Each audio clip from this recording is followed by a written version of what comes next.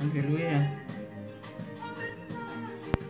Soyez bénis, bien-aimés dans le Seigneur. Nous sommes là encore à notre rendez-vous de ce matin. Bien que je me connecte avec un petit retard, et je m'excuse pour ce retard. Merci de pouvoir vous connecter aussi, vous tous qui êtes connectés. Que Dieu vous bénisse, bien-aimés dans le Seigneur.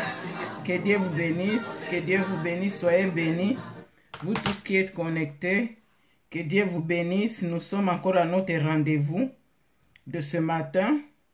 Et si vous avez le moyen de partager, merci de pouvoir partager afin que les autres aussi puissent se connecter à ces moments de prière. Shalom, shalom, bien-aimés dans le Seigneur. Soyez bénis tous. Soyez bénis encore ce matin. Est-ce que nous puissions encore élever le nom de notre Seigneur Jésus-Christ, afin que tous nous soyons bénis. Merci beaucoup. Que Dieu vous bénisse. Alléluia. Nous sommes à notre rendez-vous de ce matin. C'est dans 1 Samuel 27. C'est ce chapitre qui nous conduit en prière ce matin. Soyez bénis. Soyez bénis.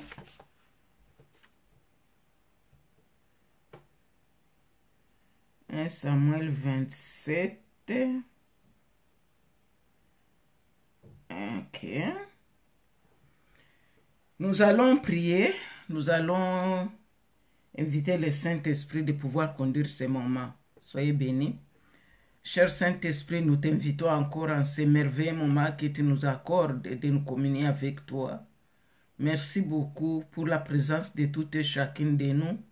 Merci pour ta présence et surtout pour ta puissance que tu es en train de remplir à toutes et chacune de nous. Merci de pouvoir conduire ce moment de prière car, Père éternel, nous sommes à court de mots, mais toi tu connais tout ce qui est au fond de nos cœurs. Tu nous connais mieux que nous-mêmes, tu es engagé, impliqué dans nos situations. C'est pourquoi nous t'invitons encore de pouvoir prendre contrôle de ces moments et surtout de pouvoir encore conduire ces merveilleux moments. Nous voulons encore en ces moments élever ton nom, car à part toi, nous n'avons pas d'autre. Tu es tout ce que nous avons de très précieux, de très spécial. Et c'est pourquoi nous nous confions, nous nous abandonnons totalement à toi. Conduis-nous, dirige-nous. Au nom béni de notre Seigneur Jésus-Christ, nous avons ainsi prié. Amen. Amen. Bien, sois béni, bien-aimé dans le Seigneur. Nous sommes là encore pour pouvoir prier. Et je ne sais pas s'il y a d'autres qui sont déjà connectés. Si vous êtes connectés, essayez d'inviter les autres afin que tous ensemble nous puissions élever le nom de notre Seigneur Jésus-Christ. Et nous savons qu'aujourd'hui, nous sommes dans le chapitre 1, Samuel 27. Et ce chapitre, il y a encore David qui continue avec son histoire. Et nous voyons maintenant, nous avions vu comment il a remporté quand même des victoires sur les tests de foi qu'il était en train de traverser. Et les deux chapitres précédents, nous avions vu comment il avait la possibilité de pouvoir exécuter Saoul, mais lui, avec sa foi, il avait refusé. Il a eu vraiment des occasions de pouvoir l'exécuter, mais il n'a pas pu le faire. Il avait foi à son Dieu. Maintenant, dans ce chapitre, nous voyons qu'il y a un doute qui commence à naître dans le cœur de David. Quand nous lisons le premier verset de ce chapitre 1, Samuel 27, que je vais lire, David dit en lui-même, « Je périrai un jour par la main de Saoul. Il n'y a rien de mieux pour moi que de me réfugier au pays des Philistins, afin que Saoul renonce à me chercher encore dans tous les territoires d'Israël, ainsi j'échapperai à sa main. » Bien-aimé dans le Seigneur, il est en train de parler dans son moi intérieur. Et nous voyons dans ces versets comment David commence à se décourager. Là, il commence à se décourager, ce qui n'est pas bon, bien-aimé dans le Seigneur. Avec la foi qu'il avait quand nous lisons un peu dans Psaume 57, 1, 2, que je vais lire. Psaume 57, 1, 2. 1, 2. Je vais lire. Aie pitié de moi, ô Dieu. Aie pitié de moi, car en toi, mon âme cherche un refuge. Je cherche un refuge à l'ombre de tes ailes, jusqu'à ce que les calamités soient passées. Et là, il était dans la caverne. Vous rappelez comment Saoul, il avait coupé le menton de Saoul dans la caverne quand il s'était réfugié là-bas et que Saoul s'est retrouvé là-bas en train de se reposer. Et David a eu l'occasion. Nous voyons comment il avait fait la prière quand il cherchait les moyens de fuir Saoul. Il a fait cette prière. Mais ce qui vient dans la prière dans de Psaume 57, 1, 2.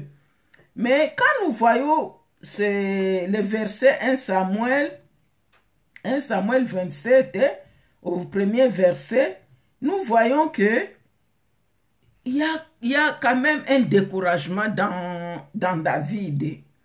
Avec tout ce qu'il était en train de traverser, David commence à se décourager, bien-aimé dans le Seigneur. Et ça nous arrive aussi dans notre foi, dans notre vie de foi, quand il y a des situations, des moments difficiles qu'on traverse, des fois on se pose mille et une questions. On se demande, moi j'ai pris chaque jour, j'ai fait ceci, j'ai fait ceci, c'est le Seigneur. Mais regarde ce qui est en train de m'arriver. Mais le cas de Saoul ici, il a vaincu, comme je venais de le dire, des tests de foi. Donc, plus de 2 fois, il a eu l'occasion de tuer Saoul qui le poursuivait. Mais il avait refusé parce qu'il savait que Dieu va venger pour lui, va se venger pour lui. Mais voilà maintenant, il cherche comment pouvoir fuir, aller se réfugier chez les Philistins. Pourtant, nous savons que les Philistins étaient des ennemis, je dirais, du peuple d'Israël. Si je peux rafraîchir votre mémoire, nous nous souvenons tous comment Samuel et David plutôt avaient tué Goliath qui était philistin. Et maintenant, dans ses pensées même, il cherche à aller se réfugier chez les Philistins. Et quand nous lisons le reste des chapitres, nous verrons qu'effectivement, il est parti se réfugier chez les Philistins. Il a quand même trouvé le refuge chez les Philistins parce qu'il était en train de fuir Saoul qui était en train de le poursuivre. Parce que quand nous voyons même le chapitre 27, comment Saoul l'appelait mon fils, mais David avait compris qu'en cet homme-là, il y avait l'hypocrisie, rien que l'hypocrisie et la ruse. À chaque fois, il voulait se montrer qu'il aimait David, mais en réalité, il voulait toujours mettre fin à sa vie. Pourquoi? À cause de l'onction que David avait. Bien-aimé dans le Seigneur, quand vous servez sincèrement et quand vous êtes choisi de Dieu, sachez très bien qu'il y aura des personnes qui vont vous haïr pour rien. Saoul a haï David, pourtant David remportait des victoires pour lui, mais à cause de l'onction que David avait, ça travaillait Saoul. Et c'est ce que beaucoup parmi nous, surtout ceux-là qui sont dévoués, ceux-là qui servent sincèrement, ceux-là qui ont des responsabilités, ils connaissent beaucoup de persécutions, ils connaissent beaucoup de difficultés. Et si vous ne faites pas attention, vous risquez aussi de vous décourager, comme nous venons de voir comment David s'est découragé. Quand nous avions lu le premier verset, comment il y a un découragement. Donc David plutôt commence à se poser des questions parce qu'il en avait assez. Il ne faisait que fuir, Et pourtant, il savait qu'il n'avait rien fait de mal au roi Saoul. Mais malheureusement, pour lui, il y a Saül qui continue à les poursuivre. Et voilà cette poursuite-là est en train de faire naître dans David le découragement. Et quand nous voyons comment il est parti chez l'ennemi, s'est réfugié chez les ennemis du peuple d'Israël, alors je comprends que même le découragement est plus fort. Cette émotion-là de découragement est plus fort que même la poursuite de Saül. Parce que vous vous rappelez, quand il avait vu le prophète, lui avait demandé de rester dans le pays de Juda, mais voilà qu'il va se réfugier dans le pays des Philistins. Bien-aimés dans le Seigneur, nous allons d'abord commencer à demander pardon à Dieu, parce qu'il nous est arrivé aussi quelque part où nous nous sommes découragés, où au lieu d'être patients, au lieu bien de continuer à nous confier à l'Éternel avec tout ce que Dieu fait pour nous, il y a des épreuves.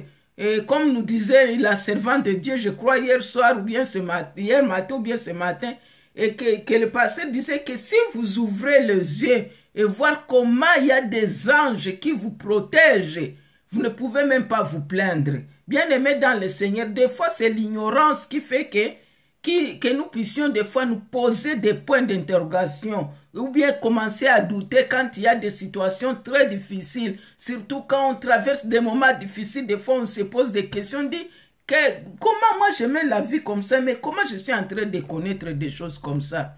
Alors bien aimés dans le Seigneur, nous allons demander pardon parce que nous ne pouvons pas nous décourager ou bien avoir des doutes. Pourtant, nous savons que Jésus-Christ est venu, il a payé tout pour nous, tout, sans exception. Il a pris tous nos fardeaux sans exception. Alors, ne sert à rien de nous poser des questions ou bien de faire des doutes ou de nous décourager quand nous nous retrouvons devant des situations difficiles. Nous allons d'abord commencer à élever nos voix pour pouvoir demander pardon parce qu'il nous est arrivé quelque part où des fois nous nous posons aussi la même question. Parce que nous voyons que dans le moi intérieur de David, il est en train de se poser, de dire, de se demander s'il est en train de se décourager. Ça nous arrive aussi de faire cela. Commençons bien aimés dans le Seigneur à élever nos voix en demandant pardon. Alléluia. Merveilleux tendre Père, nous venons auprès de toi avec humilité pour pouvoir te demander pardon. Tu as mis tout devant nous. Tu nous éclaires, tu nous montres les voies à suivre. Tu nous donnes ta parole pour nous conduire. Tu éclaires nos sentiers pour ne pas nous perdre. Tu as même accepté de porter la chair humaine et de souffrir pour notre cause. Tu as payé un grand prix pour notre cause. Oh Père de bonté, nous venons te demander pardon parce qu'avec tout ce que tu as fait, tu continues à faire pour notre cause. Il nous arrive aussi de nous décourager devant des situations. Et ce qui fait que l'ennemi commence à se réjouir de notre découragement. Ce matin, nous venons devant toi pour te demander pardon. Quelque part où nous nous sommes découragés, Père, nous demandons pardon. Pardonne-nous, tendre Père, de tous les découragements, de tous les doutes, de tous les points d'interrogation que nous avions placés devant des situations que nous avions rencontrées dans notre vie de foi. Père, pardonne-nous, nous sommes tes enfants, nous avons besoin de toi. Nous ne voulons pas continuer à douter de toi parce que nous savons que tu nous as délivrés de tout et tu as remporté la victoire pour nous. Ne sert à rien de continuer à nous poser des questions ou bien à nous décourager devant des situations. Nous devons continuer à avoir confiance en toi. C'est en toi que nous devons recourir. Et c'est pourquoi nous venons auprès de toi ce matin. Pour recourir auprès de toi, tout d'abord, nous te demandons pardon. Et nous te prions encore une fois de plus, ô Père de bonté, de continuer à nous couvrir par ton sang. C'est sang précieux qui nous a délivrés. C'est ce sang précieux qui nous guérit des maladies connues ou inconnues. des situations difficiles. C'est ça qui a changé notre histoire. C'est ça qui a fait que nous puissions appartenir à ton lignage vrai. Oh Seigneur Jésus-Christ, couvre-nous encore par ton sang. Couvre ma soeur qui est connectée en ce moment, mon frère qui est connecté en ce moment par ton sang.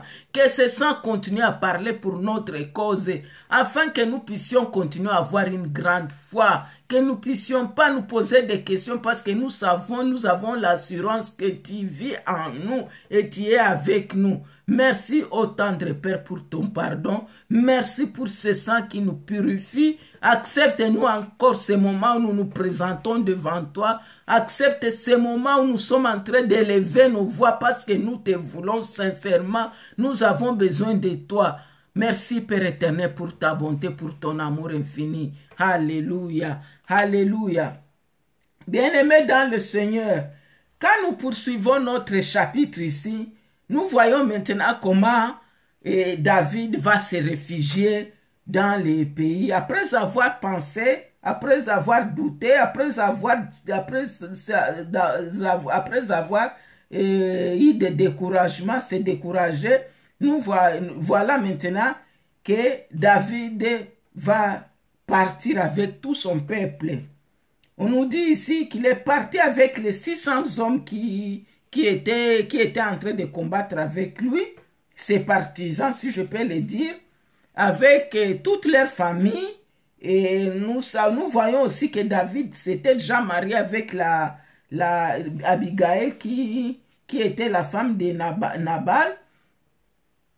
Oui, et l'autre, il avait deux femmes. Dans ce chapitre, ici, on montre qu'il était parti avec ces deux femmes et les autres avec toute leur famille.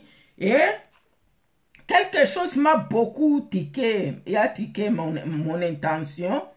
Quand le roi Akish l'a accepté de se réfugier dans son pays, nous voyons comment David, avec son intelligence bien-aimée dans le Seigneur, et moi je me dis que c'est toujours l'intelligence divine, il a compris qu'il ne pouvait pas rester à côté du roi. Donc vivre dans la ville du roi. Il a demandé qu'on puisse lui donner sa part. Et voilà que le roi va lui donner un endroit où il va rester. Il va lui donner les pays, les territoires qu'on appelle Tchiklag. Donc le roi Akish lui avait donné Tchiklag. Et c'est là où il va aller habiter avec son père, avec ses hommes. Et dans la Bible, on nous dit que jusqu'aujourd'hui, cette partie-là appartient toujours au peuple, au roi de Juda. Alléluia. Bien-aimés dans le Seigneur, quand nous poursuivons la lecture, nous voyons comment David avec son peuple demeurait là-bas pendant une année et quelques mois. On nous dit qu'il a habité là-bas une année et quelques mois. Et après maintenant, pendant qu'il était là-bas, il était en train de sortir pour aller combattre. On a cité des territoires que là où il allait combattre, et les Gurshiriens, les Gurziens et les Amalécites. Bien-aimé dans le Seigneur, et quand David revenait, le roi lui posait la question, où est-ce qu'il est parti? Et nous avions vu dans le chapitre, quand il montrait qu'il est parti vers le midi de Juda, vers le midi de Gérak Mélite et vers le midi de Kénénien. Alors que ce n'était pas là où il partait. Donc, il a donné les endroits des côtés du peuple d'Israël. Pourtant, il partait combattre les Philistins bien-aimés dans le Seigneur. Et on nous dit dans la Bible et que quand il les combattait, il tuait tout le monde. Femmes, enfants, hommes, tout. Il était en train de les tuer tous. Et il enlevait leurs bœufs, les ânes et les chameaux. Il ne voulait pas qu'il y ait des personnes qui restent vivants, de peur que ceux qui vont rester vivants peuvent aller remporter l'information, peuvent aller donner l'information au roi qu'il avait accueilli dans leur pays bien-aimé dans le Seigneur. Moi, je me suis dit, mais il était quand même aussi intelligent parce qu'il savait que les Philistins étaient leur ennemi. L'ennemi juré des peuples d'Israël. Et c'est là où il va se réfugier. Mais comme le roi croyait que lui, il partait combattre son peuple réel, le peuple d'Israël, contrairement, il était en train de combattre, il était en train de tuer les Philistins qui habitaient des territoires loin de là où les rois habitaient. Bien-aimés dans le Seigneur, et vers la fin, nous allons voir maintenant comment l'homme est vraiment foncièrement mauvais. Moi, je me suis dit, l'homme reste toujours l'homme. Le roi ici, quand il a écouté comment David allait combattre, suivant la réponse que David lui avait donnée, qu'il allait combattre le peuple d'Israël. Donc, le roi était content. Il a dit non, cet Israélite est en train d'aller combattre ses propres frères. Donc, il n'y aura plus moyen qu'il puisse aller chez lui un jour. Et c'est là où il va déclarer, quand nous voyons le dernier verset, il dit, il sera odieux à Israël, son peuple. Écoutez ce qu'il a dit. Et il sera mon serviteur à jamais. Donc, pour lui, il croyait que David était en train d'entretuer le peuple d'Israël. Pourtant, il allait, contrairement dans ce qu'il avait donné comme réponse, il allait dans les villes des Philistins pour tuer le peuple les Philistins. Et maintenant, le roi là il était content de voir que David est en train de tuer son propre peuple. Et il a dit que il sera mon serviteur à jamais. Pour lui, il croyait que David était en train de le servir. Bien-aimé dans le Seigneur, l'homme est toujours l'homme. Il a donné là où se réfugier, mais pour lui, il croyait qu'il va vraiment utiliser David et David va lui servir, aller entretuer son peuple. Mais nous voyons quand même que David avait quand même quelque chose. Il aimait son peuple, il aimait son Dieu, malgré qu'il est parti se réfugier dans les camps de l'ennemi, parce que ce n'était pas la volonté de Dieu. Il n'avait même pas demandé à Dieu s'il pouvait aller se réfugier chez les Philistins, mais c'est parce qu'il s'était découragé à cause des poursuites, de menaces, tout ce que le roi Saoul était en train de faire contre lui. Et voilà qu'il va passer plus d'une année dans ce pays. Bien-aimés dans le Seigneur, nous allons prier, nous allons demander que le Saint-Esprit nous conduise dans notre vie et que nous allons prier pour notre foi, que le Saint-Esprit nous conduise, quelle que soit la situation, que notre foi puisse être intacte, quelle que soit la situation que nous puissions toujours continuer à recourir à Dieu. Parce que nous voyons ici, quand David est sorti avec ses hommes, il n'avait pas demandé l'avis de son Seigneur. Pourtant, l'Éternel lui parlait toujours. Nous nous rappelons toujours dans le chapitre, je crois, 22, comment le prophète lui avait prophétisé d'habiter dans le territoire de Juda. Mais lui, voilà maintenant devant la situation difficile et il trouve qu'il peut perdre sa vie. Il va chez les ennemis, mais avec beaucoup de stratégies. Et c'est maintenant bien aimé dans le Seigneur, nous allons prier que le Saint-Esprit nous conduise dans notre vie, dans notre foi, pour que quelles que soient les situations que nous pouvons traverser, que nous ne puissions pas baisser les bras, que nous puissions continuer à persévérer, que nous puissions persévérer dans la prière.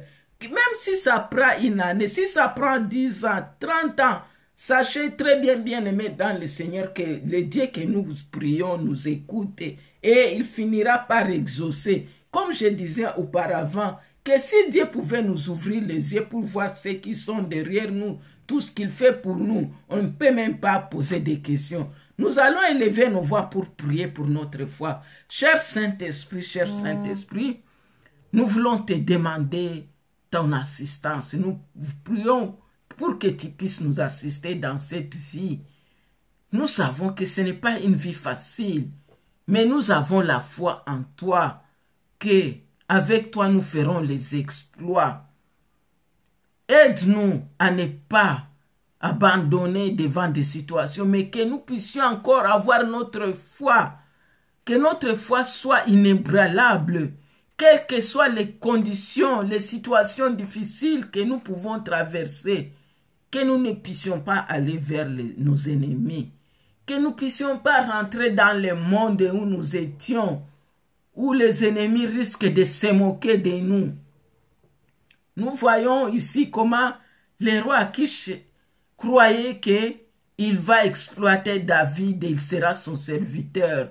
Que l'ennemi ne puisse pas avoir une occasion de prononcer des paroles contre nous.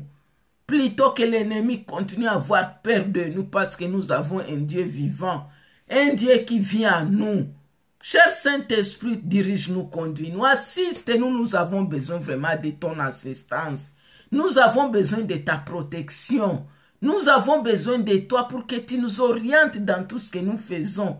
Que nous puissions toujours continuer à demeurer dans la prière. Quelles que soient les faiblesses, quelles que soient les situations difficiles. Nous voulons demeurer toujours à tes côtés. Continuer toujours à te prier, à te supplier pour que nos situations se décantent. Nous voyons, Père de bonté, comment, quand David est parti, il a fait 1 mois et 3, une année et 3 mois dans la ville, dans le pays des Philistins. Peut-être s'il t'avait demandé, nous ne savons pas qu'est-ce qui allait arriver, mais avant de se réfugier, s'il t'avait demandé, comme il te priait toujours, comme nous avions vu même dans le psaume 57, comment il priait, il te criait, il voulait ton assistance et tu te manifestais à lui. Tu te manifestais jamais, tu ne l'avais jamais abandonné. Père d'amour, nous prions que nous puissions avoir la foi.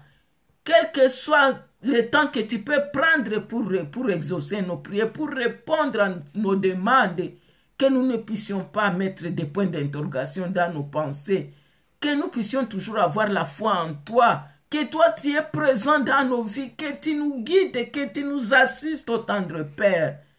Aide-nous, cher Saint-Esprit, à ne pas abandonner.